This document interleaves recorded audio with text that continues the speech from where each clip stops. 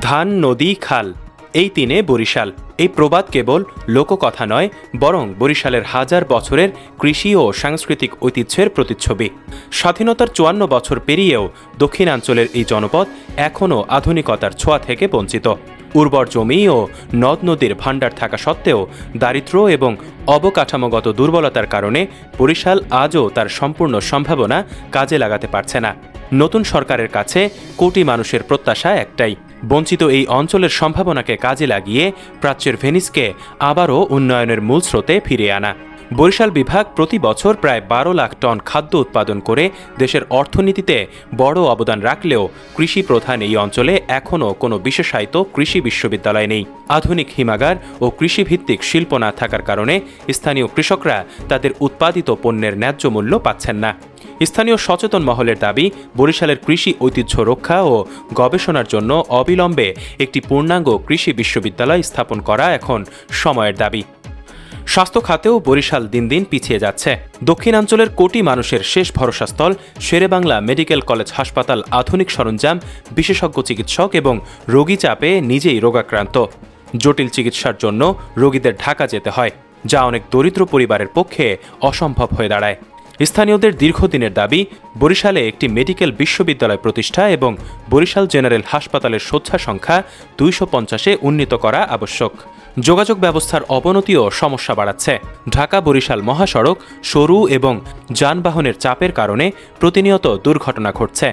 দুর্ঘটনা কমাতে ঢাকা-ভাঙ্গা বরিশাল পটুয়াখালী কুয়াকাটা ৬ লেন মহাসড়ক প্রকল্প দ্রুত বাস্তবায়ন করা জরুরি। স্বাধীনতার ৫ দশকের বেশি সময় পেরিয়েও বরিশালে রেল সংযোগ নেই। ডুয়েল গেজ রেলওয়ে নেটওয়ার্কের আওতায় আনা এখন গণদাবি হিসেবে উঠেছে। অর্থনৈতিক ক্ষেত্রে বরিশাল ও ঝালকাঠিতে কয়েকটি শিল্প প্রতিষ্ঠান থাকলেও গ্যাসের অভাব এবং অবকাঠামোগত সীমাবদ্ধতার কারণে বড় উদ্যোক্তা গড়ে ওঠেনি।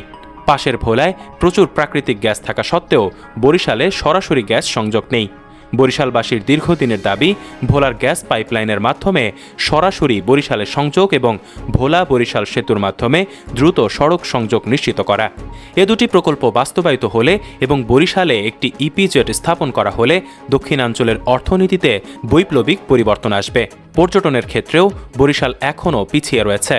সমুদ্রকন্যা কুয়াকাটাকে বিশ্বমানের পর্যটন কেন্দ্র হিসেবে গড়ে তোলার ঘোষণা এখনও পূর্ণাঙ্গ বাস্তবায়নের অপেক্ষায়। বরিশাল ও কুয়াকাটা উন্নয়ন কর্তৃপক্ষ গঠন এবং বরিশাল বিমানবন্দরকে আন্তর্জাতিক মানে উন্নীত করা জরুরি।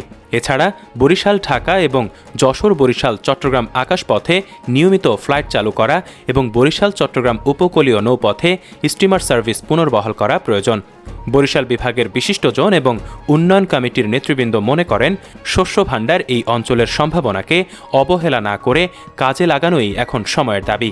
দক্ষিণাঞ্চল থেকে নির্বাচিত প্রতিনিধিদের মধ্য দিয়ে মন্ত্রিসভায় শক্তিশালী নেতৃত্বের মাধ্যমে এই দীর্ঘমেয়াদী পরিকল্পিত উন্নয়ন প্রকল্পগুলো দ্রুত বাস্তবায়ন করতে হবে।